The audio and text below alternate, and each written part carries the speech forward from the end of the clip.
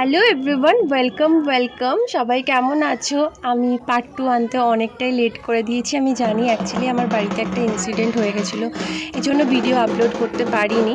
তো যারা পার্ট 1 দেখেছো জানো, আমি তনুর বাড়ি গেছিলাম ধর্মরাজের পুজো দেখতে। তো এটা ব্যাক করছিলেন যিনি কোলের মধ্যে ঠাকুর নিয়ে গেছিলেন, উনি পিঠের মধ্যে ত্রিশূল গেঁথে ওর মধ্যে কর্পূরের আগুন জ্বালিয়ে প্যাক করছিলেন। এটা দেখে আমরা তনুর বাড়িতে ঢুকে গেলাম আইসক্রিম খেতে। আর তনুর ছেলের এক্সপ্রেশন দেখো আইসক্রিম খেয়ে।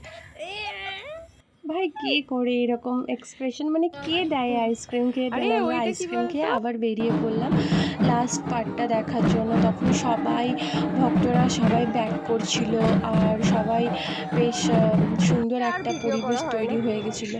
লাস্ট ইয়ারের মতো আমরা দেন গেলাম মেলা দেখতে। আর চাঁদটা সেরা উঠেছিল। এই যে এনারা সবাই চলে এসেছেন, এনাদের সঙ্গে মিট হলো। আমরা সবাই দাঁড়িয়েছিলাম নাগরদোলাতে ওঠার জন্য। আর দেখো আমাদের কিরম একদম উপরটাতে উঠিয়ে দাঁড় করিয়ে দিয়েছে। ভয় তো ভীষণ লাগছিল, মানে আমি দুবার হনুমান চল্লিশা পড়েছি, কিন্তু ওই যে ভয় লাগবে কিন্তু চাপবো। দেন আমরা একটুখানি ভিউটা এনজয় করছিলাম, একটু ঘুরলাম মেলা। দেন 10:30 পৌনে 11টা নাগাদ আমরা আইসক্রিম খেলাম আর চাউমিন নিয়ে ব্যাক করে গেলাম, ওটাই আমরা ডিনার করেছিলাম।